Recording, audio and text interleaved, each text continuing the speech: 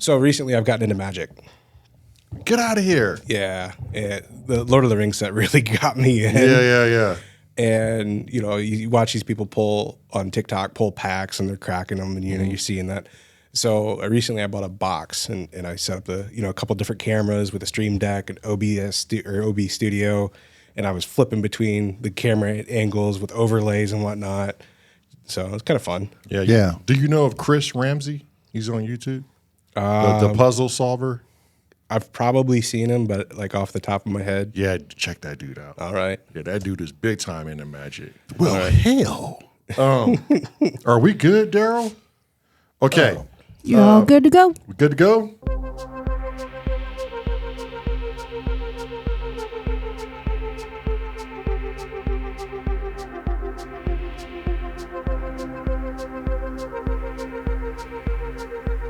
Welcome back to the podcast.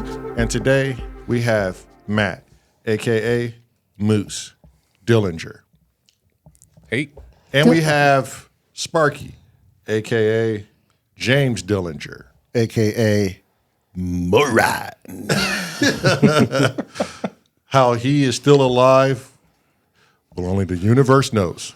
And we're going to find out right here on Symptoms of Reality podcast. First off, Go ahead. Moose. Now, you said you into magic. Yep. Let me ask you this.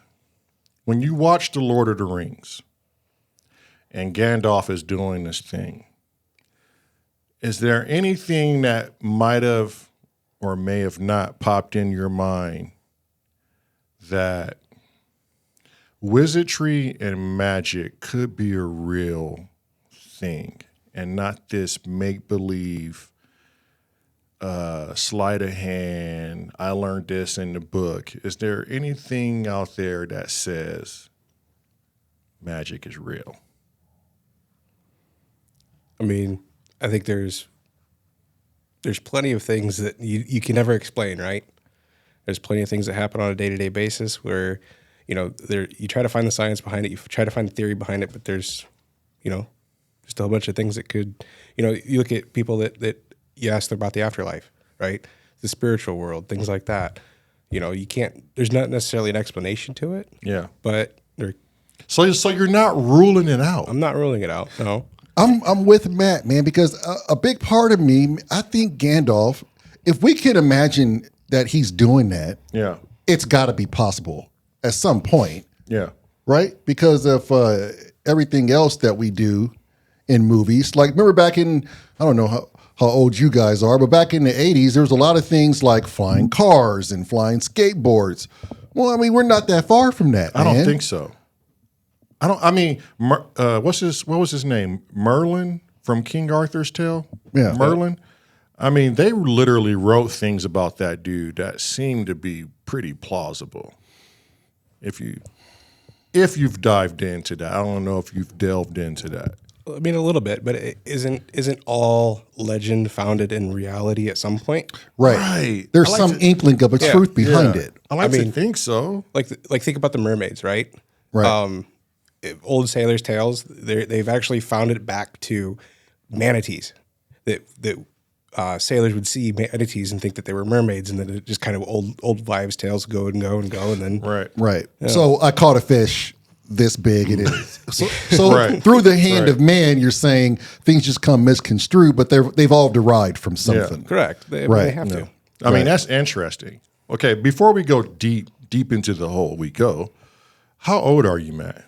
32. What do you do for a living? So I'm the director of Okay. So Nice. So- Wait, no, hold on. Time out. Okay, before you say so, for the layman's, Yeah. for a guy like me, you're going to have to freaking break that down because I really don't understand what that is. Yep. So I manage and configure software for organizations, and I'm also the team that supports that software too. Yeah. So, what are you guys doing per se? So I got to watch kind of here. Ooh. Just I gotta watch what I say. Right. Yeah. Don't get in trouble. Wait a minute. Is this like some deep psyops type shit you're into? It's pretty cool what we can do, but like I said, I'm gonna. Right. Yeah. Right. Are we gonna have like men in black suits come up on our door? Yeah. Man, listen to me. Staged? Redact. Redact. And a double redact for me, please. Yeah. With some extra large redactation. Okay, so let's ask this. How did you manage to find yourself in that particular job set? So I worked at the school district here in town, and we purchased their product, and their product is one that saves lives, which was just phenomenal. But it's one of those things that growing up, there's a lot of students and a lot of kids that have issues with suicide, right? And there's a lot that goes on in young kids' lives that's the first time they've ever sensed it. That's the first time they've ever lived it. It's like that first taste of ice cream, Right.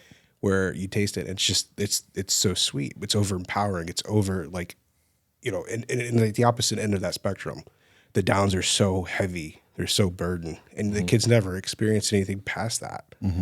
And what I found was that this product can help coach students through that. Oh, wow. And get them the help that they need, get them the that guidance, that lane, so to speak. And that's really what made me decide, hey, if I'm going to go to private sector, I want to do something that's going to mean something. Right. So it sounds to me you have firsthand experience that this is an actual legit working product. Oh, absolutely. Correct. Yeah, absolutely. Yeah.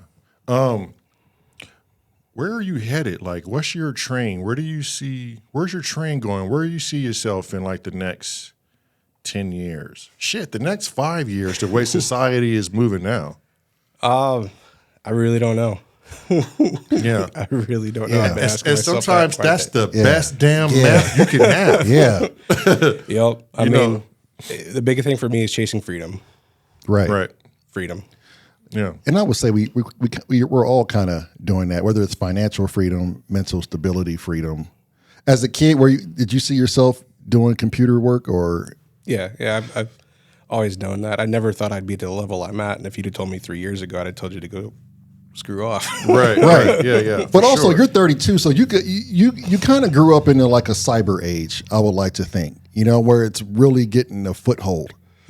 So versus us, like Nintendo and Atari had came out, and we were just like seeing like the precipice of what it could be. You were getting PlayStation 2 at its prime, or That's where we learned how to game. We never had an old Nintendo. It was a PlayStation 2. Yeah. Right? Yeah. And you gravitated toward that like any other kid would. It took you away from the streets, so to say. Yep. The stay at home sick and play some Tony Hawk. Hell yeah. Now I know some hardcore gamers that if a game is dropping, they got it all planned out. Yeah. They got it on their calendar that this day I will be taking the leave of absence. Yeah. The Modern Warfare, I can't remember which one it was. I think it was Modern Warfare 3. Yeah. I had vacation days from my job. I took it off the week and just planned on. Is that the one with Captain Price? I think so. Okay. Yeah. Because I'm not mad at that. boy, I tell you, back in the day, wait, hang on. Before we get into that, because there's some things I want to ask you. All right. Your brother, James, sitting next to you. James, how old are you? 29. 29. Yeah. We met James when we were building this studio. Yeah. So all the lights and switches and It's owed to that man. He is our sockets own and- Sparky. yeah. James is a great electrician. Public speaker? No. Not so much. And I bet Moose could elaborate more on James's public speaking. Professionalism? I think we're working on We're that. getting there. We're getting there. I know a guy named Ace, and he will cut you pretty good and make you look pretty professional. Yeah. You know what you remind me of? There was commercials back in the day. They had Neanderthals. The editor's going to remind me what they were sponsoring. I think it was an insurance. Progressive. It was Oh, caveman. progressive. Yeah. So easy a caveman can do it. Yeah. So easy, a caveman can do it. James, Yes. enlighten us. Where, one, how's business? Two, where are you headed? What's the James train looking like in the next 5-10 years? Business is great. Okay. I just hired somebody. Okay. Yeah. Oh. Yep. Oh, is that the kid? That's the kid. Okay. So hoping to have him for a few more years, get him trained to where he can start doing his own things, and then bring on another one that he can start training. And Are you trying to keep them in house, like under your umbrella, so to speak? yep. So you want to branch out and have your own contractors work under you, while you like mitigate and get the contracts, and you can send your own workers out. Yep. So you just got your master's, right? Yep. Okay. Walk us through that. How difficult is it to get a master's in electrician? It's been over a year since studying for it. Right. All right. Took the test a few times. Yeah. What's a few times? More than 10 fingers. Yeah. Oh, okay. All right. You know what I call that, Spark? You're not a quitter. And you know a lot. Because at the end of the day, it doesn't matter how many times you took the test. It's can you frickin' comprehend and apply what you've learned. It's not about what's in the book. That's It's right. about being able to do it out on the job site. You know, for me as law enforcement, I was always I did kind of score high, but there's a lot of dudes who didn't score high on the test and are phenomenal officers. Yeah. Yeah. So I commend you, sir. Walk us through that whole testing process. Like, what were some of the things that were like just kicking you out, not being able to get past? A lot of that was the commercial industrial side of things. I don't do enough of it to understand it. And it's all about what you can know in the code book and find it. And once I finally sat down and just walked myself through the book, through tests, practice tests, it allowed me to at least know where it was at, to try and find it for the test. But So learning doesn't come to you so for me, I had a hell of a time in school, Spark. yep. School was not my forte, so to speak. Nor me. Yeah. So I'm thinking like you, sometimes you got to do something over and over with the repetition in order to understand it and get it. Is that where you're kind of coming from with that? Oh, yeah. So how much, okay, let's just say you did. You took the first test, or you took the test for the first time. When you sat down, were you like, this isn't real world? How in the hell do you prepare for, how far out of the park were these tests to real world? Well, these tests are nationwide. Oh. So there's stuff. It's a standard. Yeah. Yep. So there's stuff that we don't ever use here that you would use in Georgia, Florida, Right. Louisiana. So I had to learn all of that. Right. Is your master something required in order to be like that licensed contractor? Yep. Right. Now that makes sense why you're pushing for it. So is the test constantly evolving too then? Every year it changes. And you have to are you required to take like CE's continuing education on? As long as I renew it, and so there's local jurisdictions. So as long as I keep up on the local jurisdictions, then I don't have to renew my license. I renew it, but I don't have to take another test. Damn. Okay. I gotta know this. I've been meaning to ask you this for a long time. Let's just be obscure with the numbers. Is it about 50% of your work is in residential homes, or is it greater? 70. 70. Okay. Do you walk in on crazy things, dude? Like, is there homes like you go, I am not going in there, but you have to go in anyways? Yep. Did one today, actually. Really? What was that like? Other electricians had been out there, and they said, we're not touching this. Really? Is it because the job is that messed up, or the home is just like sketchy? Both. Really? That is wild. Have you ever been in a situation where you're like, I can't unsee this, and or I don't know, I should call like a higher authority? Yes. Really? Whoa. Yep. So it was like out of your element. Just to the point of I couldn't explain why or how or Yeah. figure it out. So Let me ask you this, because I know a lot of people are going to ask this question. Have you ever shocked the shit out of yourself? oh yeah. Run us through that, Spark, because I imagine your hair just standing up. Which time? Okay, Oh, so there's which multiple. So the time that I went colorblind? Oh, well, let's start there. Okay. That is a fascinating little from- segue there. Yes. From the look at Moose's face, this is going to be great. I was changing a light fixture over to an LED, and it was 277 480. Okay, explain that. I don't know what that is. So most residential is 120 240. Okay. That's the voltage, I'm assuming. Yep. Okay. You get into your commercial, industrial, and a lot of your lights are 277 480, which 277 is one leg of 480. And so I was changing out this light fixture and converting it to an LED, and somebody had already been in there because it was a battery backup, and it also had two switch legs going to it.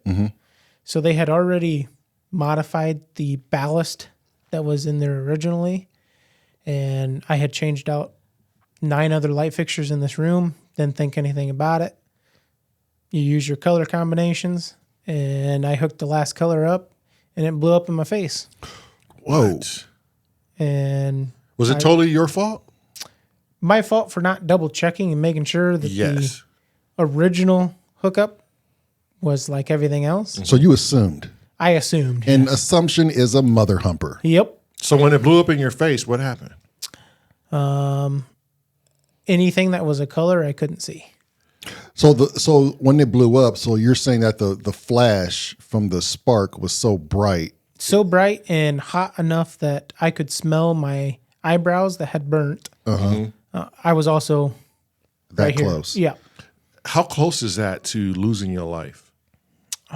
Is it enough to lose your life? That one there, no, because I wasn't touching anything that could cause. I mean, it wasn't enough of a flash to kill me. But I wasn't touching anything that could ground me to ground. Now there was a time I was. Wait. Hang on. Before you go there, how long were you able not to see color? Over 8 hours. Oh, so this wasn't like a long-term deal. Okay. Yeah, and luckily you didn't like flash fry your retina or something. Yeah. Your cornea. I do think that's why I have to wear glasses now, though. Ever since then, my left eye's been bad. Really? It's always been bad, but it's Right. been really bad. Now, Spark, have you always been wanting to test the old body with the electricity? Still do to this day. When you were a kid, you were the same way. I wasn't smart. Moose, was he but I putting also- butter knives in the I would RC also cars? listen to him. but we did have him like a 9-volt battery that one time. You know. Okay. Yeah. Just to Wait. see. So is your guy's old man? Because that's you don't get this unless your old man is an electrician. Mechanic. No. Mechanic. Well, Oh, my God. Wait, so I can't fault Spark because when I'm playing my bass and when I want to check if my battery still got the juice, I put the old tongue to her. You do. I don't know how you do You that. want to try some other juice? What's that? 240 or No. Oh, come on. No. Jesus, Spark. It's easy The no was stuff. very unanimous. Though. Yeah. Okay. So walk us through. So have you ever had a near death? I wouldn't say it was near death, but there's this thing called getting grabbed, and it's if you touch it long enough. I mean, you can get it on 120 or 240. You mainly see it on your 277 480s, and it's just it's enough to tense your whole muscles up. And I was up on a lift, and the circuit was supposed to be off. Now, once again, my fault. I didn't double check. I think it was actually hooked to a neutral that was still powered up because I had all the lights off in this building. and I grabbed a hold of it, stripping the wires out so I could put it underneath the wire nut, and it grabbed me. And if you get grabbed, you're supposed to be hit off by a non-insulated wire or a non-conducting piece of material. That's why people stand by with the 2x4, right? Yep. And like whack them off. Knock because you of the off wood it. is non-absorbent. Non-absorbent. They can Yeah. smack them and get them. Yep, because if I get hit by it and then I grab him or he Yeah. grabs me, It's a connection flight. it. Everybody's flying. Yep. Yeah. So I felt it for a split. I mean, it was probably half a second. Spark, do you know anyone that's lost their life playing with the juice? There was a maintenance guy in Columbia City. I didn't know him personally, but he was playing in a air handler unit with the electrical and didn't have the proper lockout tag out. Right. And somebody came by and saw it was off and turned it on, and he was inside of it and Cooked them good. killed See, him. and I've heard that there was like top five most dangerous jobs. And I want to say it was farm work that included our profession, farriers, electricians. I'm going to have my editor do some research on that. But I think your job was in the top five. And like one of the least was like law enforcement, a sniper. You know what I mean? It's like your job per se, it was like leading in the most accidental deaths. And it seems like it's all complacency. Yeah. Maybe? Yes. For your two instances, it seems like it was complacency, right? Yeah. Yeah. Even the slightest thing is shoes, having the right insulated shoes, because you're supposed to treat all wires like they're live. Right. But there are things that jump out and grab you or whatnot. And if you don't have the proper shoes, then you're grounded. And that's the worst thing you want to be, is grounded. Hell, Spark. I mean, every day you wake up, you take a hell of a risk. That's wild. I mean, I've often wondered what draws someone back to a dangerous job, knowing that tomorrow isn't promised. Shit, I had to ask myself that a couple of times, like, why am I doing this? Yeah. Did you feel like some kind of calling at least? Like, you have to do this? No, I wouldn't say it's something that I would have to do. I didn't do well in school. Hands-on stuff taught me a lot. And I learned the most from hands-on. But there was no like spiritual guidance to you going, I need to do this. So what was it like for you two? You guys are the only siblings? Yep. What was it like for you two growing up with a dad that's a mechanic? And what did your mother do? She was a nurse. A nurse. Yep. So you had a pretty wide range of like the job market in your home. What was it like for you guys growing up together with that? Figure out what we could get away with. Because you're in a small town, right? Are you guys like born and raised here? Oh, yeah. Okay. Yeah. Yeah. Born and raised. Yeah. What shit did you get into? We couldn't get into anything because Really? because both parents were service members of society, between a mechanic and a nurse. Right. So they knew everybody. Okay. Yeah. So Yeah. I can see that. That's that. Yeah.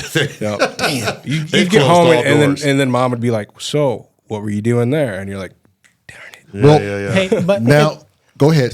it's okay, because I would get blamed for it when it was his fault. Okay. Always. So Well, take yeah. me back to Duh. that, Moose. Take me back to the day where you two got into some serious shit. And I mean, you knew if you didn't blame it on Spark, that'd be your ass. I don't know if you ever blamed it on me. I never blamed anything. No? No. What was the worst you guys done together? We didn't really like. We Oh, had I our know own, you two were saints. we had our own mess ups. Don't get me wrong. Yeah, but we yeah, were yeah. never really like PICs or anything. Yeah. Right. I don't know. You made me get staples. Yeah, that was, you know. So what's that? What? was- What am I missing here? I mean, we grew up in the country. We grew up on bikes, and we rode Right. bikes all the time. And Right. you know, when you're young, you jump bikes on milk cartons or Right. concrete blocks or whatever you could find. And usually, I would go first. I would be the first one just to test it out, just to make sure, that it was safe for my little baby brother. Except and, for Right. this one You know. time. And he's like, "No, I want to go." Oh, no, okay, no, I'll let you go first. So what's he do? He jumps close to a mailbox, and his handlebar gets pinned on the mailbox. No. Okay. No. All right. You even said, "Why don't you do this one first?" Oh, you're still stuck on this. Yeah. Oh yeah. Oh yeah. All right. He's In which- starting in where which- it all in which- started. Oh yeah, In which the you know, 6th grade Matt is sitting there conniving, like, how could I send him to the emergency room tonight? Yeah. He even said the stone's not set properly. So I mean, So I preempted you, yeah. Right. And you're still the one that went and did it. How old was young Sparky at this time? 3rd, 4th grade. 3rd. Okay. I was in 6th grade, so you'd have been 3rd. Yeah. So the funny thing is that, of course, he jumps it, and we've already said that he's going to end up in the hospital. But the funny thing was, it was parent teacher conference night, and my mom had left us with my dad, It was just Dad. and it was just him. Like one of the few occasions that we were just with Dad, Right. and he's got to take him to the emergency room because mom's a parent teacher. Wait a minute. So did your mom work at the hospital? Yeah, she works at the hospital. Damn it. Now see, there you go. So Okay. Now, at this young age, okay, you're in 6th grade, Sparks in 3rd. You guys ever see any supernatural events like a ghost or maybe aliens or anything in the sky or something you just couldn't explain that looked damn weird in small town? Nope. I can't say that I did. My mother was she had a lot of belief in that. She had a lot of religion in that too. So, is your mother with us? No. Okay. No. So what would she tell you? What would be some of the things she would tell you guys? So there's one story that she would always tell us about how she had a dream one night that her aunt came and sat at the foot of her bed, and then she'd look up and try to talk, and then she would disappear. And she did this about three times, and then she found out the next day that her aunt had actually passed away, and they had tried to revive her 3 times. Wait a minute. Okay. So your mom passed away. Yes. Okay. What did she pass away from, if you don't mind me asking? Pancreatic cancer. Okay. Now, did you guys have a hospice team come to your home or? Very short time. A week long. A week long. Okay. Is this about when the stories came about? No, she would tell us this. I mean, growing up, Right. Okay. Yeah. Okay. What did she experience? Anything else?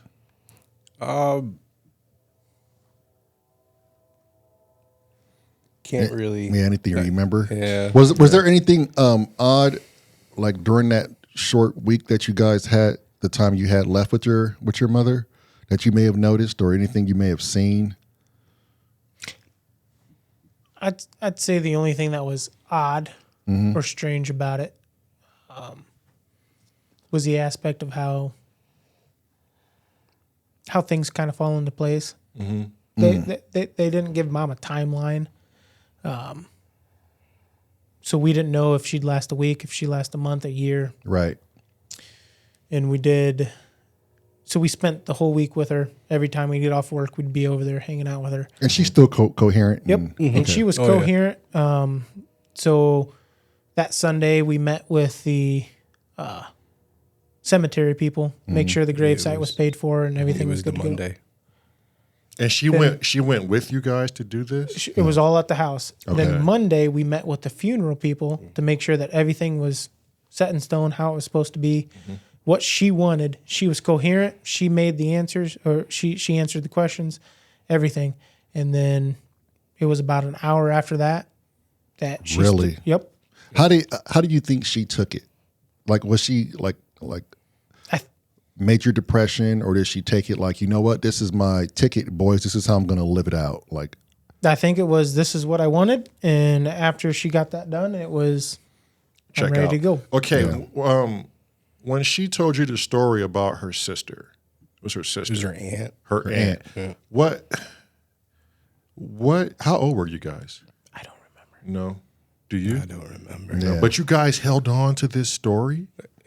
Well, you don't remember that story? Nope. Oh, What was your impression when Mom told you the story? That she had a dream that her aunt had passed away. the impression is that I really wasn't sure at the time what to think. I mean, as I look back on my mom and think about, she had some might call it the kind of more prophetic experiences, more, outlook on life. I mean, just up until even to the last moment, she was very religious. So, when she got the diagnosis, there was no doubt in her mind where she was going, how she was getting there. And, even up until the last hour, it was very much, she was nervous, she was sad, she was thinking about the things that would never happen. Right. But she was also excited where she was going. Yeah, your mom sounds very strong. That's what I'm getting at. Okay, how old were you when she died? That was 3 years ago. Oh, really? 3 years Yeah, ago. recent. Yeah, Okay, let me ask you this: what type of person was Mom? Like, if you look back on the greatest moments you guys had with her, what type of person was she? Caring. Caring, Loving. nurturing. Yep. Would do anything for us. Really? Yep. She'd give you just enough rope to hang yourself, and then be there to cut you down. Yeah. Yeah. What a mother should do. Yep. Was she the one that wore the pants? Yeah. She wore more pants than you think. Yeah. You were the smart one. Yeah. Yeah, Well, yeah, because yeah. Moose was older, Moose could perceive a whole lot of yeah. things. I mean, disciplinary. Moose was a smart one because he'd cry when he'd get spanked. Right. You Yeah, didn't. yeah. Even if it didn't hurt, you faked it, right? Right. See, You were this just is why- like, Yeah, you Yeah. let Mom know she's powerful. No, so it hurts so much. No, he'd sit there and laugh. Yeah. So she'd wind up for another. And he'd Right. laugh again. It's Yeah. like, just take it, dude. Yeah, just yeah. take it What and are you move on with doing? life. Yeah. Are there is there anything in particular you remember about your mom that is now a part of you and you exercise it every day? I'll let you go. I've been talking. You go first.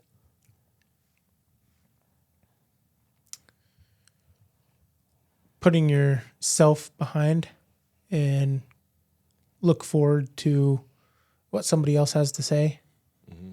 She always put her feelings, her everything behind, and would sit there and just listen to what you had to say, what you wanted to talk about, and then would chime in and give you insight on what she thought was the case.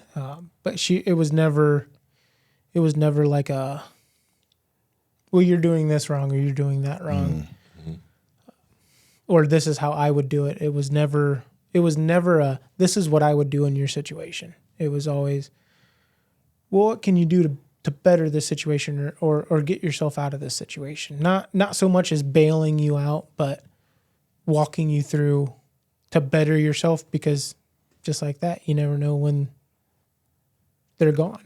Right. What about you, Moose? Yeah, for me, it's really the putting yourself in somebody else's shoes. That was something that I learned from her very early on. Is that you don't know what people have been through in their life, and everybody has their own truth. Everybody has what's impacted them, how they see the world, and if you can't put yourself in their shoes, you'll never be able to understand where they're coming from. What was Mom's name? Carol. Carol. Here's to you, Carol. You did fantastic job with 2 boys. Sparky needs a little help, but we'll see him through it. We'll see him through it. Now, Pops is still with us. Okay. Did Pops ever have to pull the old mechanic belt off and remove some hide? See there? And this is why I'm looking at Spark. Moose, do I need to hear this story from you before it gets exaggerated? No, I mean, I don't think you can exaggerate this one. Okay. Go ahead, Spark. Put your hand down and go ahead and answer the question. What did you do? I laughed at Mom. Oh, there you go. He tried But- to warn you. Yes, but He said, just take the whooping. yep. And there was a time that I was sitting on the couch in the living room. Dad comes in, snaps his belt, Oh, wow. Business. and asks what I did today on the school bus. You're gonna bring this up. Yep. What'd you do on the school bus? Okay, if you're gonna bring this up and we're on the record, Yeah. I'm setting the record straight. There you go. There we go. Set it straight. Set I am it setting the straight. record straight. Okay. because I have for too long just accepted it. That I did nothing wrong. No. This goes so much deeper. But I'll let you tell the story, and then I will rectify the situation. Okay. So I'm sitting there watching TV, minding my own business. And Dad comes in and hounds me why I made fun of a kid on the bus. Mm-hmm. And I knew nothing about it. And I was smiling, and he thought, no, you do know what's going on. Mm-hmm. I knew nothing. And Mom came around the corner and said something to Dad, said, hey, I think you have the wrong boy. And he goes, what do you mean? He goes, she said, as soon as you came in there and asked James what was going on, your other son boogied it to the bedroom. Wait, okay, wait. So is that the segue? You're done, so we know? That was your story. Is that all you know? Yeah, because I did nothing wrong. It was Moose. Okay. All right. So first off, when I disappeared, it was because I always disappeared when you got yelled at. Always. Yeah. Who wants to stick around? I don't want to stick around for that. Yeah. You don't want to see me get the belt? No. Oh, come on. It's not the Coliseum. I'm not there to watch people get. Yeah, we're not gladiators. To get annihilated. Yeah. I was out of there, man. Gone. So what had happened was there was a lady or girl on the bus that was in special needs, and she rode the bus, and we were making faces at each other. Well, she was up in the front seat, turned around, so she's making faces at me. I'm making faces at her, but the bus driver can only see my face. Oh, Right. okay. So she thinks that I'm being, Right. Total dick. total dick to this Yeah, girl. And I'm yeah, like, we're yeah. just like, just making faces at each other. Right. Because you're on a bus. What else are you going to do? This is before smartphones. Right. So it was completely blown out of context. Right. On top of, I just disappeared whenever you got yelled at. So that, it had nothing to do with me. So did anybody get their ass whooped? I used to all the time. Yeah. Okay, but So That's why he chose a So what did profession he- where he stands. yeah. right. So okay, let me ask So this. wait, Hold on. So did Pops ever figure out? Yeah. So the old man understood what was going on. I do think you got spanked. Oh, probably, but it's just the going now. You were a victim of your own circumstance. I was a victim, of unfortunate circumstance. The problem is when you're in that situation and somebody's already told, your parents that you've done something. Their mind's made up. Their mind's Right. made up, and you're like, you know what? I'm not. If I fight this, Yeah. I'm only going to get 3 times Worse. than just 'Cause now accepting you're- it yeah. and moving on with life. I Right. know my truth. You're smart. Because now you're a liar. You're a if you smart fight. man. Yes. Correct. Yeah, and your father's probably like, look here. Okay, I'm a mechanic. I'm no judge. I don't have time to find the totality of facts here. Someone's getting an ass whooping, be it be true or false. I mean, he's not egregious by any means. No, but he Right. saw but, fit something yeah. had to I be mean, done. We didn't have 11 other brothers to the jury. Yeah. That's wild. But you have gotten your ass handed to you, I would imagine, Sparky. Oh, more than You 10 seem times. like the brother that would get his ass handed to him. I looked up to my older brother, and he led me down the wrong path. Don't you go blaming that on him. Oh, yeah. You're your own man, Sparky. What are you, a follower now? Just the fact that you said you looked up to me and I led you down the wrong path, you didn't look up me in the right direction. Oh, Because if you looked up to Now, me, you'd have damn. saw how Bars. to skirt a lot of that. bars. Yeah. Bars. Or truly, if you looked up to him, that means he wasn't making any wrong decisions as far as you thought. That's just what he led on to Oh, I believe. my made God. wrong decisions. I just know how Right. to hide them. Right.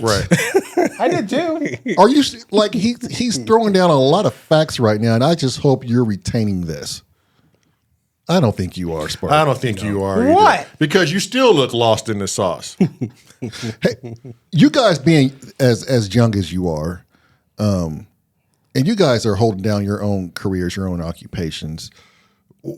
What do you think about your? I guess it'd be your peers, about your generation. Where do you see it going? No. Oh yeah. Well, sound effects and all, good sir. Yeah. I mean, it's a pretty broad question. Is there something? I mean, specifically. I mean, I don't necessarily, I mean, sometimes I do see it, but do you see that do you find that your generation is becoming more lazy and more hands out, like I'm entitled? Yep. So, I mean, it's a very good question, and some degree, yes. Other degrees, I think that there's some smart to it. You know, I think there's some, not necessarily the handouts. I've never been one for handouts. I've never been, hand to mouth. But at the same degree, I think our generation is finding out what they need to live, and there's some serious smart to that, Right.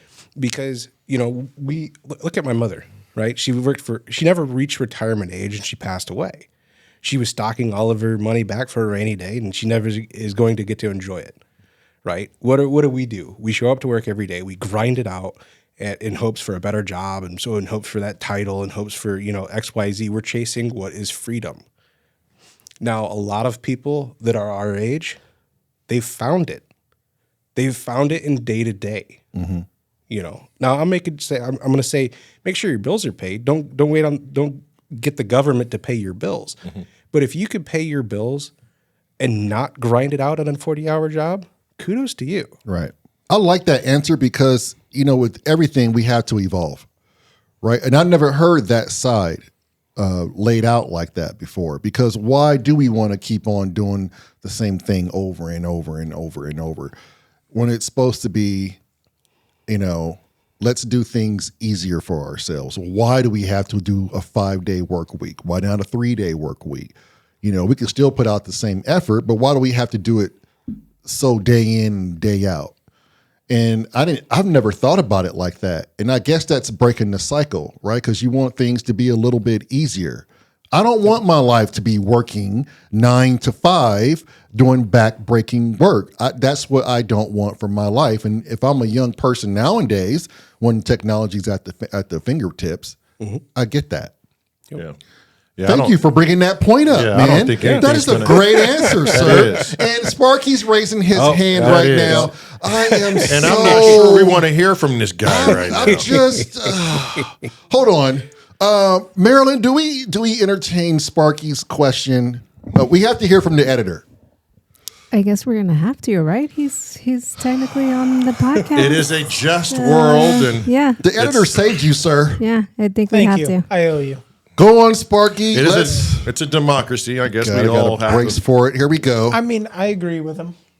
I do. But Wait, time out. You've never heard it put as well as that. I haven't. That was very Probably the only honest thing you've said yet, Sparky. that was very well put. But I do think, and noticing this throughout the school systems and stuff, that they have pushed the trade work out of the way, which we all know that a lot of the stuff, the studio we're sitting in, it takes the trade work. Okay, but I think that depends on The individual. the school system's location, because we took our boy to DeKalb and they were putting the electrician and mechanic, all those little job type trade structures there for kids to go to. They are now.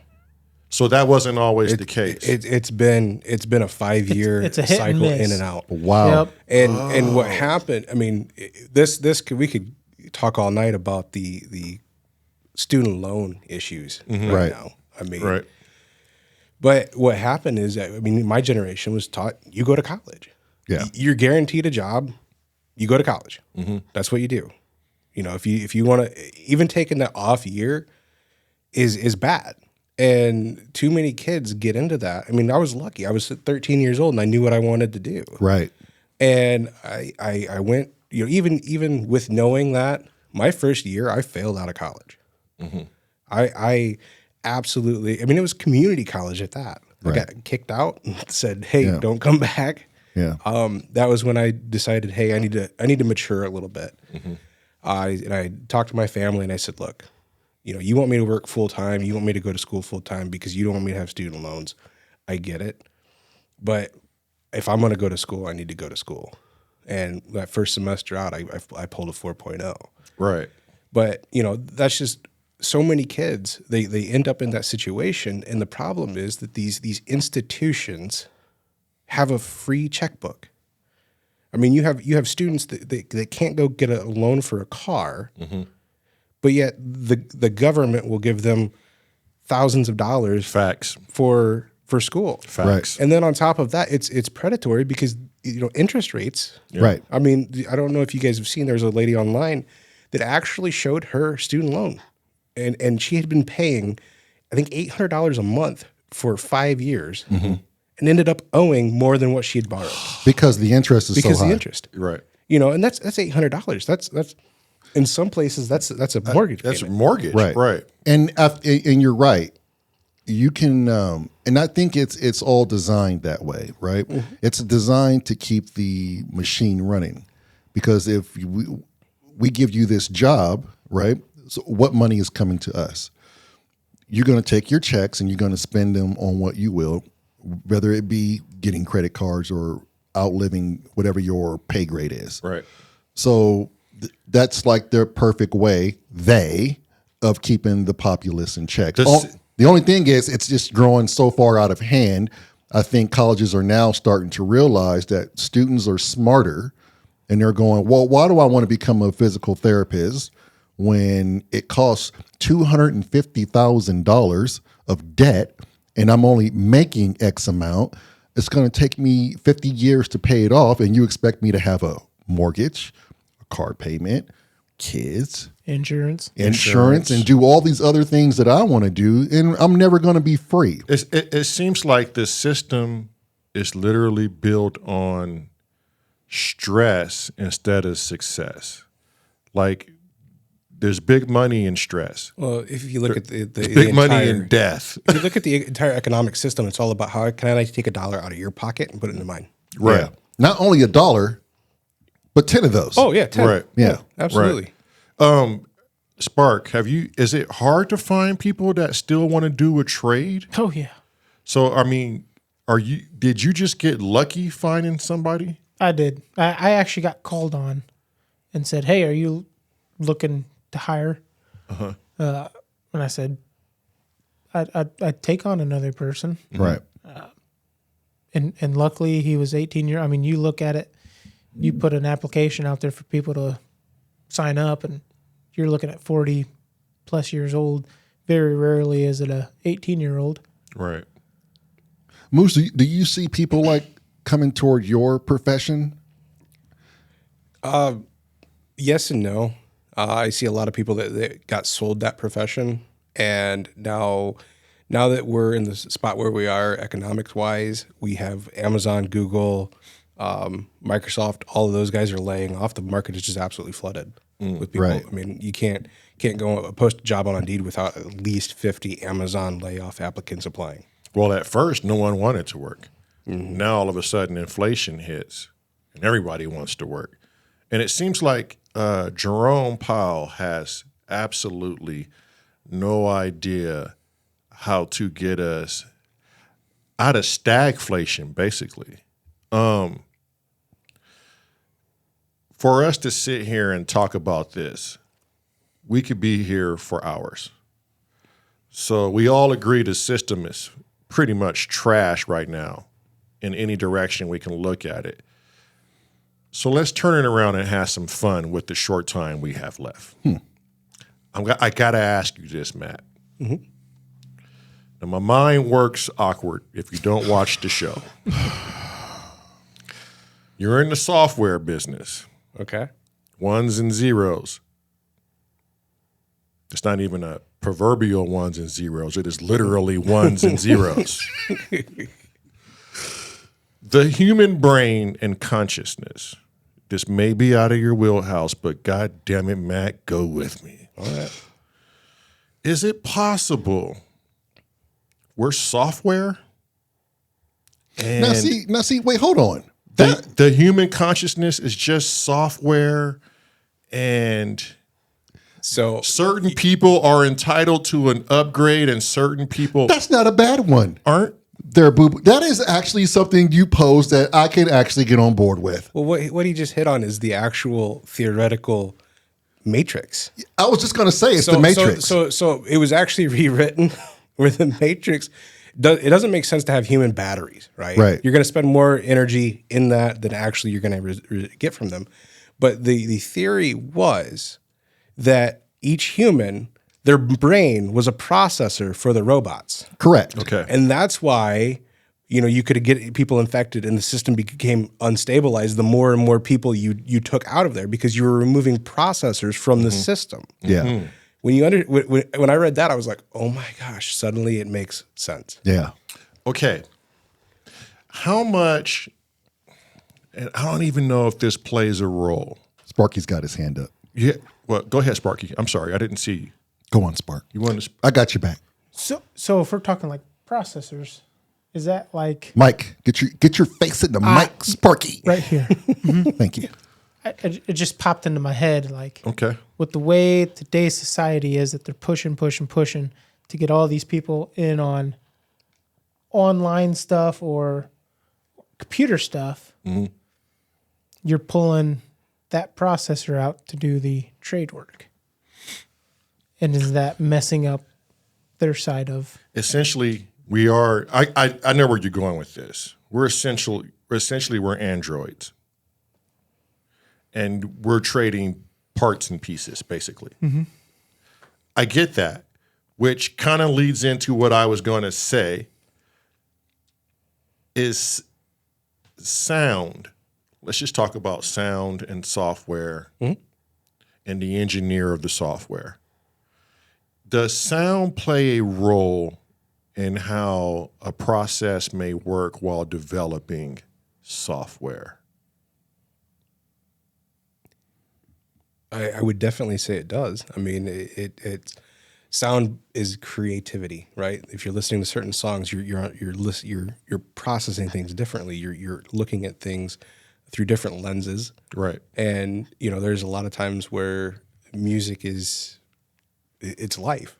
Right. So, I absolutely think it does. If you give a company enough time, a software company and engineers who just nerd out on this, is it possible they can crack the code and figure out sound, frequency, ones and zeros, harness that power, and later in the future tell the public, hey, we figured out how to update your consciousness. Not only update it, but we know how to integrate you into a server where you don't need that body anymore. Is it possible? I'm not going to say it's not. It's. You're not going to say it's not. I mean, you're talking about the movie like Transcendence with Johnny Depp, right? Right. Have you seen that one? So Wait, now you're I'm not familiar with that one, but Okay. but you're saying that the consciousness is tangible enough that you can take it and then store it into some sort of hard drive. Is that where he's going? They say that the human brain has 7 terabytes worth of information. Right. okay. And that's processing a lot. Like, Well, just by touching things and smelling things and hearing things, we're constantly processing. right, but our processors are so finite, like you said, we won't even hold those thoughts. They're all like subconscious, back in the filing cabinet kind of a processor. We're only stuck with what we have right now in the tangible, right? So we don't This have access. We don't have access to the full. It's only until you're burnt or have a certain smell or hear a particular set of music where your processor reaches back into the saved file and brings it to the forefront, right? Yeah. I mean, that's how I'm perceiving if our brains were processed. And this is all hypothetical, so just feel free to yeah, indulge. Have you guys messed with ChatGPT? It's been out for about a year now. So the editor can comment on that. I have, yes. Okay. I mean, Love it. yeah, I love ChatGPT also. Okay, you're going to have Like, to explain because I don't know. Keep that mic next to you, Meryl, because I got a feeling. I got a feeling it's going to get nerdy real quick. But Yeah, just bear sorry. witness with this audience of the YouTube land. Baba again has steered us into some shit. Damn We it, gotta boo boo! see it I out. love going there. We got to see it out. I love going there. And if you can see the look on Sparky's face right now, it is priceless that he is out of his element. You're out of your element, Donnie. But go on. So ChatGPT, I mean, you could use it to write whatever you want. If you want to write a novel for you, you can use it to write a novel for you. Like if you are using Excel, right? Formulas. I don't know if you guys have done anything with that. You could say literally, this is what I want it to do, and it'll give you the formula. You just paste it into the box and move on with life. But what's crazy about it is that it learns language, right? So it senses tone. It senses if you want to use more aggressive language, you tell it that as you're writing this email, use more aggressive language, and it'll bump it up a barrier. So like the human element is starting to become more prevalent in computers. Mm-hmm. So now I don't think we'll ever get to a point where it's you through the computer. Right. I do think that the spiritualness of it. Right. But that being said, there could certainly be your information that you've built over a lifetime put into a computer and regurgitated through the computer. So AI can pretty much say, this is not him, but through the calculations of what he's giving me, I can only assume this is what this person would do, and then it will extrapolate your behaviors and traits, yes, and push it out there as if it's you. Right. Yes. Right down to the language learned. Right. Right. I mean, some people use yet at the end of every sentence. Yeah, and it'll predict that you would say right. yet. So it's taking your likeliness. Yes. Right. Now, Meryl. Yeah. We are literally working with. But wait, hold on, Meryl. What's your insight about this? So I was going to say, I completely agree with that because I've been using it for certain things for our podcast and our gear that we're selling and stuff. And so it's from when I've started using it to current, it has come to know what I am looking for. And as soon as it spits out the prompt that I want, like the first time around, it's exactly what I'm looking for. And I don't have to retell it. Well, can you do this instead of that? Or make it more this? Literally the first time that I ask something, it spits out exactly what I'm looking for. Whereas before I would have to ask it maybe like 5 times. Like so now it's becoming more adaptive to what to me. Yes. That's interesting. Well, that's like I used it to write an email, and then I gave it that to my wife, and she read it, and she's like, "You wrote this?" And I go, "No, I didn't." She goes, "Wow, it's all your inflections in the way you write."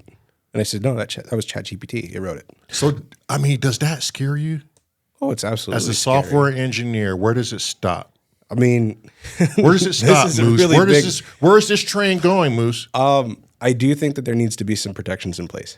Right. Well, we had this whole thing with the movie industry and AI and all this. Yeah. And from what Elon Musk is trying to do with the computer chips inside, trying to integrate humans with the software, becoming robo-sapien technically. Is that where you see it going?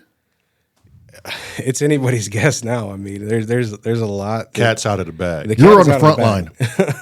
Moose, you're on the front line. I'm not on that front line. Yeah. But you're the only one in the room besides the editor that have an understanding as to what we're dealing with here. We're dealing with super intelligence. Yeah. Okay, so the only thing that makes this different is one is biological and one is not. Well, I think what it comes down to is it will only adapt as fast as you find it useful. Well, can AI do Sparky's job? No. Not yet. Physically, no, but I think it would help. There's the physical barrier. Yeah, like Yeah. Okay, but Spark goes into the attic and he searches for wires that may be disconnected, and he has to figure out how to run things and physically put those things in place. Are you telling me that AI can do that? Go ahead. Does AI need power? Yes, it does. Yes. Well, yeah, it does. Spoken like a true electrician. If Sparking there was like- no power, Or battery, but it still needs to draw to charge. right?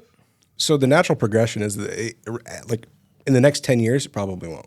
But in the next 10 years, who's to say that he can't have a piece of equipment on That helps him more that helps him efficiently. do that? Okay, but you're saying it probably won't, which means we're probably going to be looking at something more like nuclear fusion or some type of process where it's just our energy dependency is not grid based. It is on a universal. Life sustaining system. Well, I mean, yeah, there's a lot about the grid, but there's also a lot of research being done on batteries, right? Like lithium ion was game changing when it came out. Okay. It's still pretty good, right? But if like on these Teslas, right? Yeah. If something happens to that battery, you have fire departments that are equipped with special fire engines to address those cars. Right. They're going to explode. We have to look at I think there was a nickel graphite video that was circulating the internet a while ago that was 100% safe, charged instantly, and you could sit there and drill a hole through it, and it wouldn't catch fire, but it held the same amount of charge. It held as long. It, like you said, it charged quicker too. Which the more electronics, the more you have to look at the power source, like you said. But I mean, kind of coming back to that, it'll only progress as far as a human finds it useful. You have a smartwatch on your wrist, right? Right. You find it useful. Yes. Right. Yeah. I mean, Touche, sir. I'm a fan. Don't get me wrong. Don't get me wrong. I'm a fan of technology. Yeah, me too. Yeah. I'm a big gamer. I mean, shit. You see, my console is basically almost digital versus analog. I just want to know. I probably won't be alive. Shit, maybe we will. In the next 10 or 15 years, do you think this world is going to be 100% different from what it is now? Now that AI is out of the bag, and are we going to get lazier? Are we going to disconnect from each other? You think? I think we're going to get lazier. We've already done it. Yeah. Well, there. And look at DoorDash. Look at Walmart pickup. Damn it! And I use DoorDash. Yep. You know what's very interesting is it used to be back in the day for you to have somebody to go get your groceries, you had made it. You were somebody, right? That was this kind of the epitome of having a butler. Right. Right. Now you open up your phone, you drive up to Walmart, and they deliver them to your trunk. Right. And we think it's convenient, but back in our days, it was just you went to the grocery store. The convenience was you getting there early. Maybe you were the only one in line because you took the extra steps to get your groceries ahead of time. Yep. But it fell back to back then like blockbuster movies. Then they had Red Box. Red Red Box. Box. Yep. Now you can just go in there and pull. You know what I'm saying? Yep. Okay, but I think I'm going to say we're choosing to see some of the cons. But let's think about how many. Oh, there's definitely Pros. benefits. Oh, there's tons Right? of Yeah. tons of benefits. I mean, what if there was some crazy outbreak? Now, COVID, I don't know what to say about COVID, so I'm not even going to go there.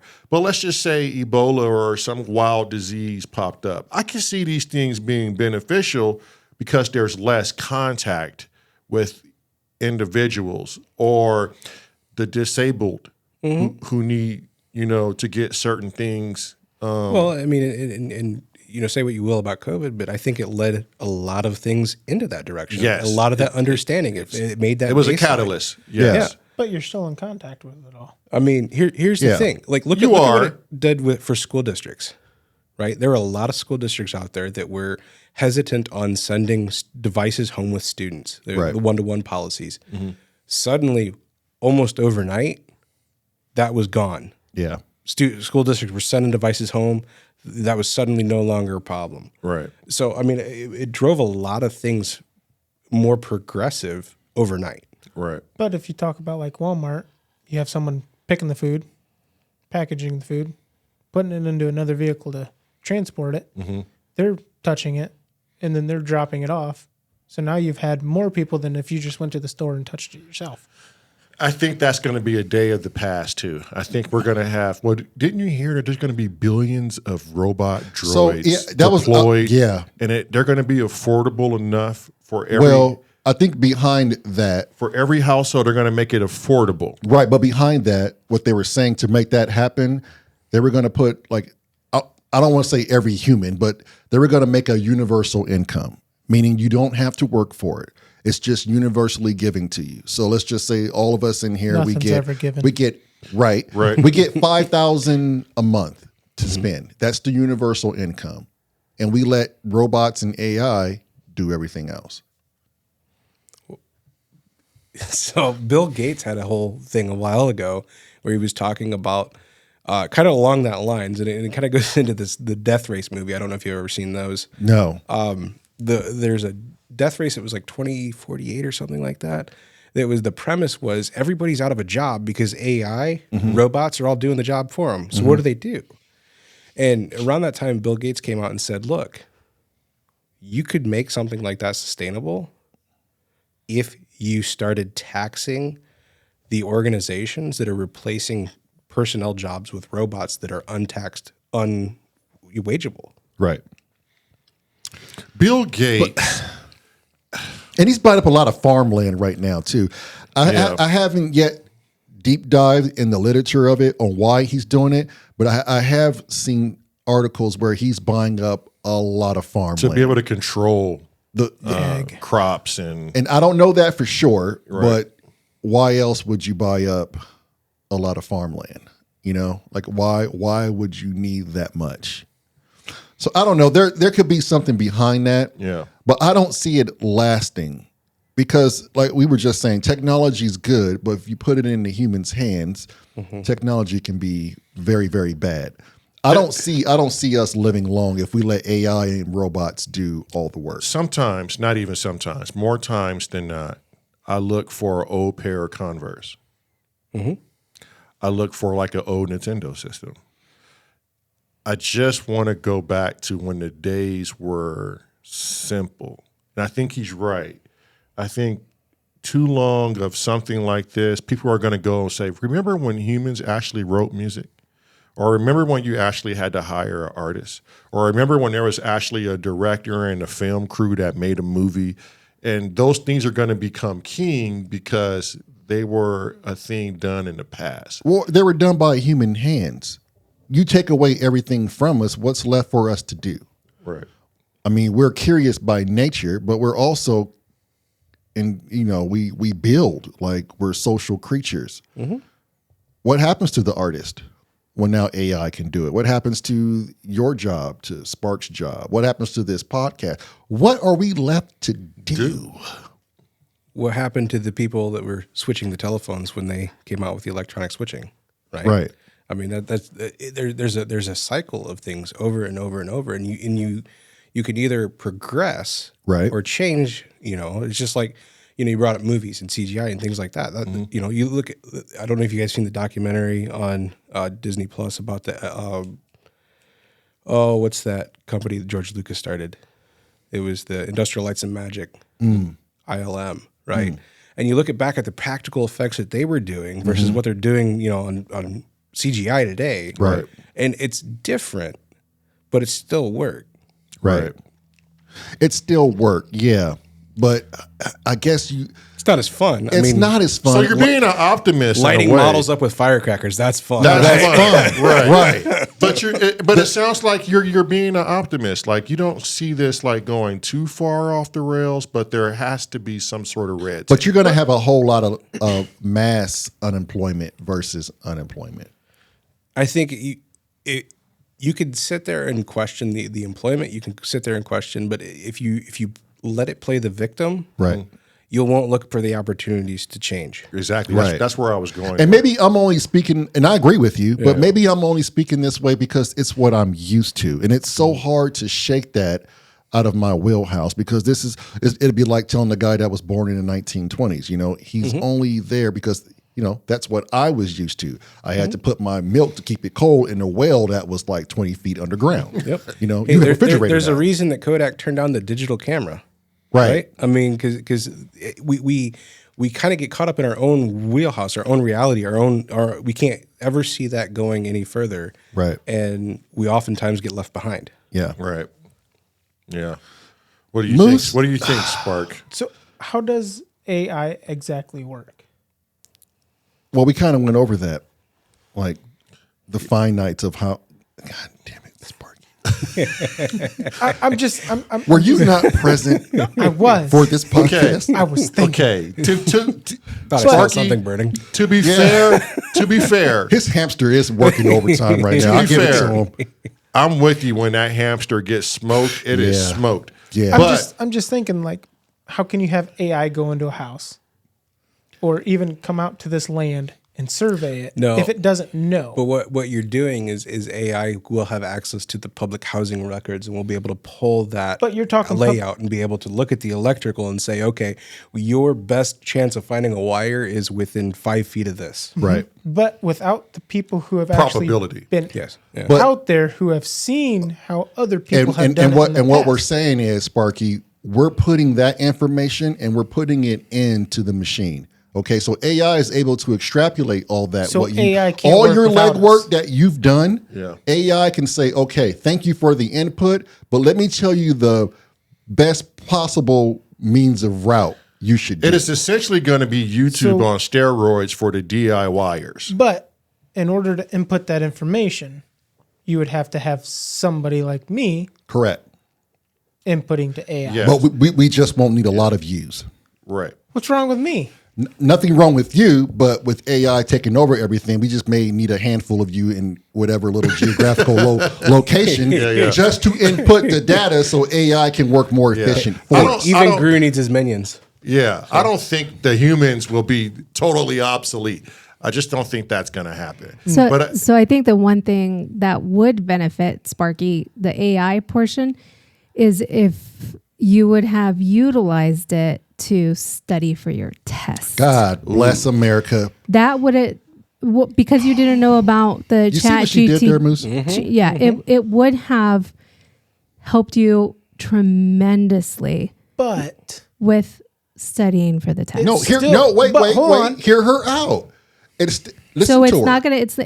It wouldn't eliminate your job, but it would have eliminated having to go take the test 40 times. but four you, additional times. you still have to retain that information. Correct, But it AI would have helped you Right. study for the most pertinent things you were missing. Correct. It would have helped you come along a lot more. Yes. that's the same reason why the NFL is using AI, because they're running their annual schedule through AI for better games, and they're running statistical factors on the players to get better matchups, and who do you put on your team, and have AI study college statistics to help NFL drafters bring in the right personnel based on numbers and not so much athletic purposes. Like, those are all pros, if you ask me, versus cons.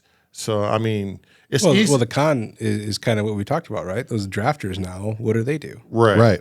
You know? Right. I mean, I guess they would still have to go physically put eyes on and cover the variables AI can't pick up. So I don't see it being as obsolete. I do see it being a tool, as this, Right.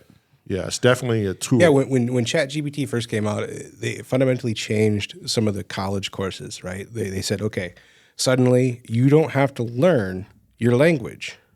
Like if you're programming, don't bother with a language. Do creative thinking and writing. Teach it. It makes sense. Yeah, teach it. Don't try to do anything other. It makes sense. Because we're no longer industrializing education at this point. Right. You have to be able to come up with some of the out of the box creativity ideas, Right. And then you can use ChatGPT to write it for you. Right. It's already, see, this is how I know when AI is already super exceed our thinking, is because we're still, like you said, the language. AI is to the point now, it's like, no, give me the best that you have so I can make it better or incorporate it now. You need to constantly progress to feed the beast. Yeah. Okay. We have a few minutes left. So what we normally do at the end is we really have to get to another podcast as well. Yes, We're we do, quite Baba. busy today. Let's see. What questions? I think I'm going to split the questions up based on personality. So we'll start with Sparky. Get your hamster running. Wake that son of a bitch up, Spark. Sparky. There you go. I'm going to ask you a very basic question, but it allow us to see where you are in your life at your age. Who is Sparky? Well, I'm right here. Outside of your name, outside of that, who are you? Don't give him too much, boo-boo. Damn it. I'm a father, Okay. and I really haven't found myself, I guess, yet. I've just, I feel bad kind of saying this, but I've taken after my dad's traits, and I work all the time. So, I like that you haven't found yourself yet. That's an honest answer. And I don't think a lot of people are honest with themselves like that. Their ego will probably say something that makes us look good, you son of a bitch. We know who we are, you know? No, but go on. that's really who I am. I work more than I probably should, and just trying to figure out how to balance everyday life and work, so I can be more of a family man. What's stopping you from doing everything that you said right now? Help in scheduling, Is being there- able to balance, Is there someone you can delegate to that, or is that something you think you need to get on top of? learning to get rid of that, learning to let go of that control, delegating, knowing what I can and can't do and what I need somebody else to do. How much, and if you want to speak about it, you can. If not, we can just skip the question. But you recently went to the doctor, or you're going to be going to the doctor for cardiac issues, correct? It runs in your family. Okay. Did it scare you to hear that you could be suffering from It did. said diagnosis? Yeah. It did. Okay. So when you came to the house the other day and you told us this story, was it a big part of you that was like, I need help. I need to get this under control? Yeah. So you was there an ego like going, we don't need no help. We could figure this out. I ain't letting no. And that to me is interesting, because some people egos are so big that they will not come out to say, I need help. My life is kind of going this way. I need it to go that way. You know? I would say 2 years ago. Yeah. Yeah. But having a little one, it Changes. Yep. You think Kids that's will do what, that. Is that what made the ultimate decision for you too, or is it just because of the kid, or did you come to okay?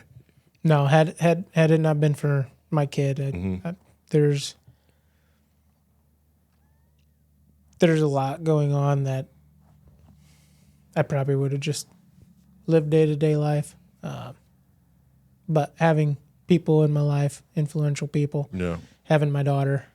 yeah.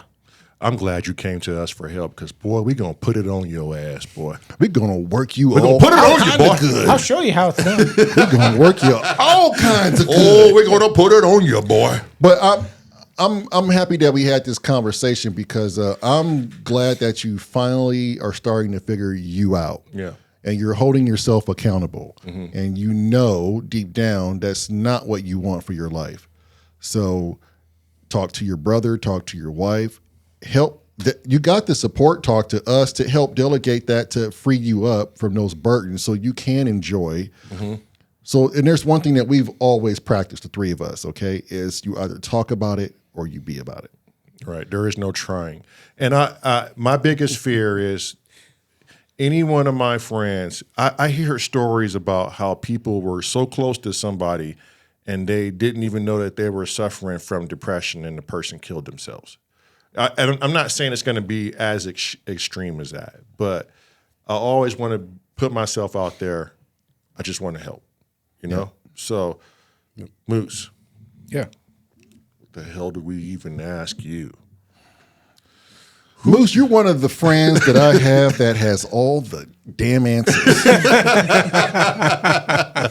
At least that I lean on. I don't want to bullshit with you, Moose, because you'll be like, you know what, guys, that's technically not true. Right. You know, I have one special friend that kind of draws the same and his name is Bill Steffen. Yeah. Bill Steffen is a guy that keeps me in check and keeps me with reality and not going down rabbit holes. Go down them, but always have questions as to why you're going down. Yeah. So how do we ask you a closing question? I want to ask him one of our newer questions. Go ahead, shoot. Guy comes in the room right now, gives us factual evidence that life goes on outside the physical life, that you exist. He tells you energy can't die, it just transforms, and you go on. That's called heaven. Do you stay here, or do you just say, you know what, I've had my fill, I'm just going to go? And it's as easy as crossing the threshold. That's a good one. That's how you challenge a moose. That is well. I mean, because you have some questions, right? Is it going to be better, or is it rainbows and whatnot? And the real question is, have I done what I set out to do here, right? And I've just had a kid a year ago, and for me to leave this plane of existence, go into that tomorrow, and not feel like I've led him to be the best he could be, then I'm doing it I'm doing the wrong reasons. Right. This goes back to my point. Okay. We as humans, we know how hard it is here. Even given an outlet to escape this reality, we still choose to stay. What does that say about that? Tells me on the other side, we chose to come here to fulfill a purpose. Something deep within our bodies or our spirit says we didn't fulfill that purpose, and we're not afraid of it. It's the same reason why we're not afraid of death. Yeah, people are afraid on how they're going to go, right, or what that may entail, but no, everyone's accepting of it. There's no one running around outside talking about, oh, we're going to die. See, I think there are. I mean, I have a friend that is just absolutely. Oh no, there are. I don't want to generalize, but the most people out there, right? Yep.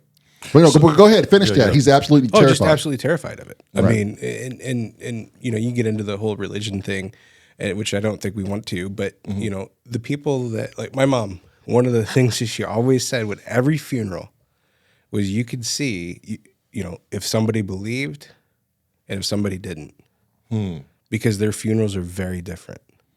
If somebody believed their funeral's a celebration, it's an exciting event because they've crossed over to that threshold, right?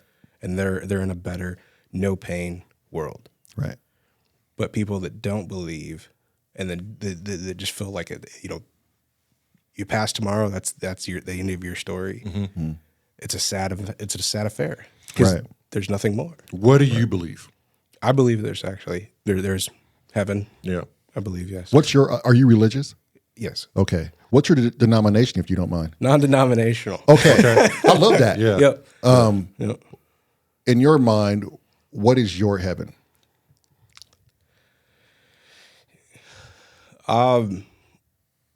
Nature, just going out and if I could go live in the Alaskan bush and not have to touch anything with society again. Go for it. And no mosquitoes. No mosquitoes. No bugs. That's like Naked and Afraid. That's the worst part of that show.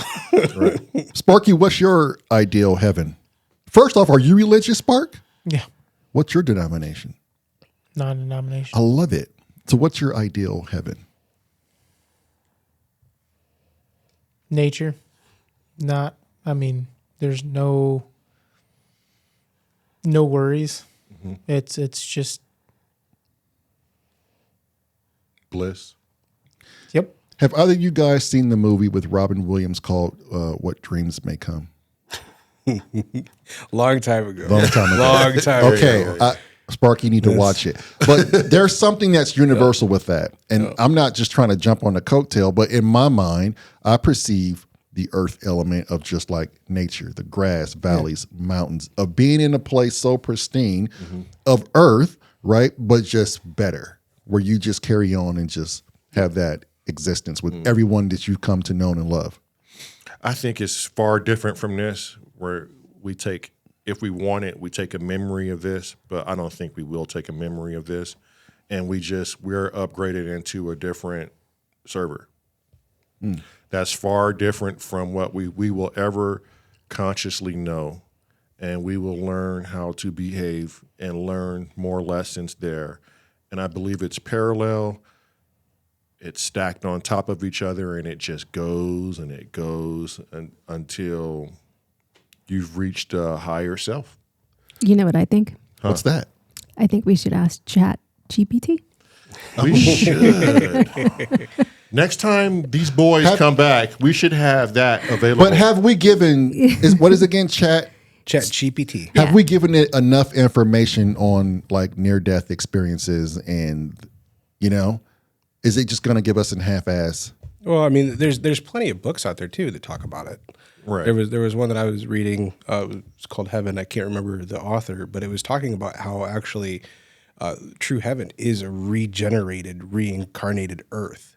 Right. Right. And that, a lot of people that are actually concerned about heaven, they don't, there's preachers that don't even want to go to heaven. Right. Because they think it's going to be the endless Amazing Grace singing hymn Sunday, little angels and diapers floating around and they don't want any part of that. Right. Even during my near-death experience, I don't know if you saw my podcast when I explained mine.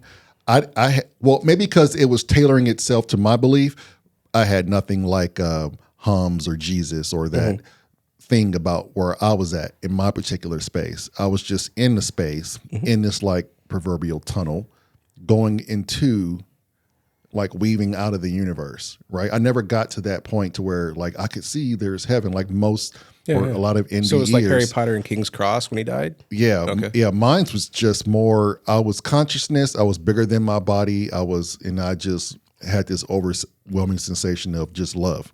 Right. And that's all I was given. But I think it's to the eye of the beholder. I think whatever's waiting for us tailors itself on your own personal thought. Yeah. I wonder if AI can quantify death and what happens, like from just math and a series of outcomes. Did you see the guy that actually programmed an AI bot and told it that it was going to die in 40 days? Like programmed it so that it would self-destruct the bot in 40 days. And what it did was it ended up begging it for its life. Are Really? you serious? And it started gaslighting into why he shouldn't delete or why he shouldn't have the bot auto self-destruct. Wow. I mean, that's a scary thing. I would have to do the research on why the bot did that. Is it something that we inputted so are we saying now that this bot has delivered a consciousness of its own to try to preserve itself? Well, that's a whole... Go ahead. Did the bot not know what the afterlife would be? So that would go back to what was it programmed? Well, yeah. I mean, that's the real question is, have we created, through AI, even though it's artificial intelligence, have we created our own, a creature?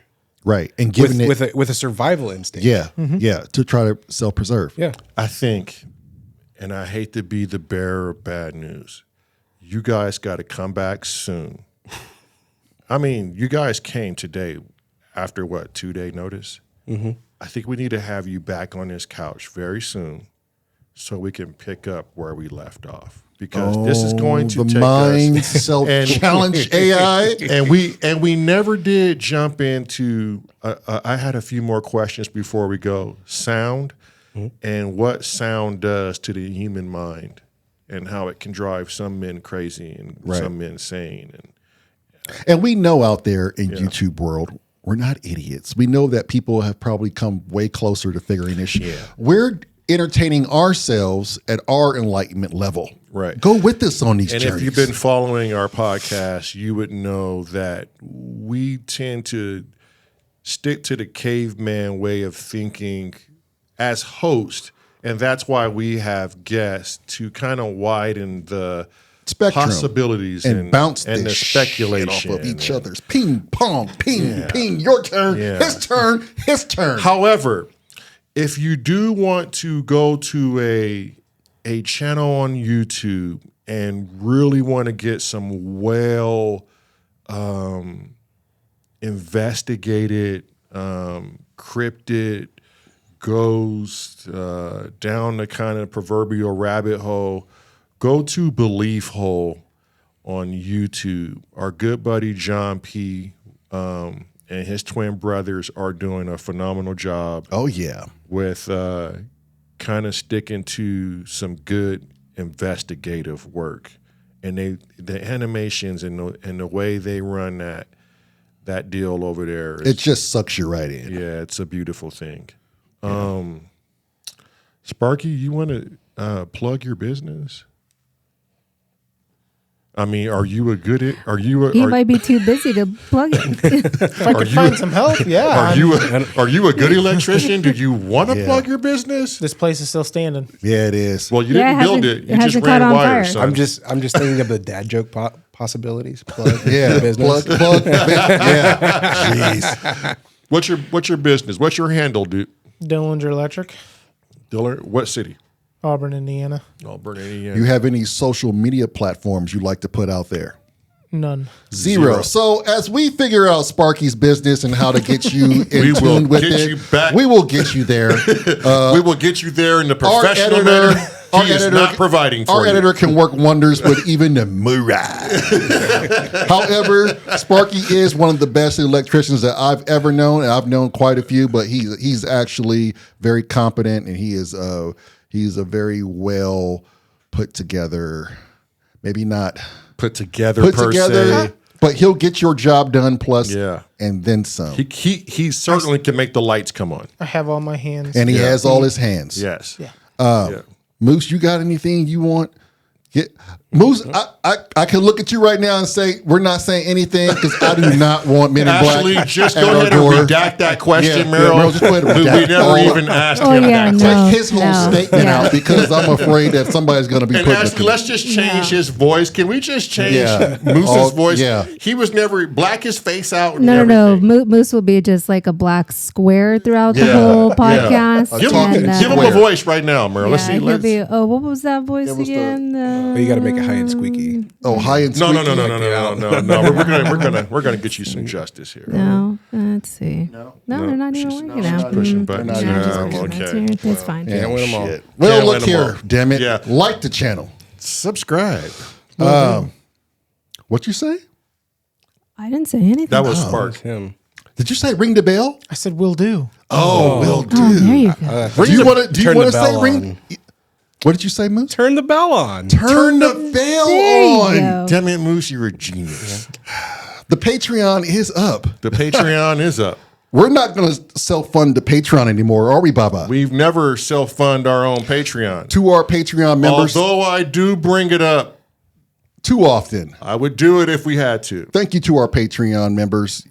You do wonders in making this podcast come to fruition.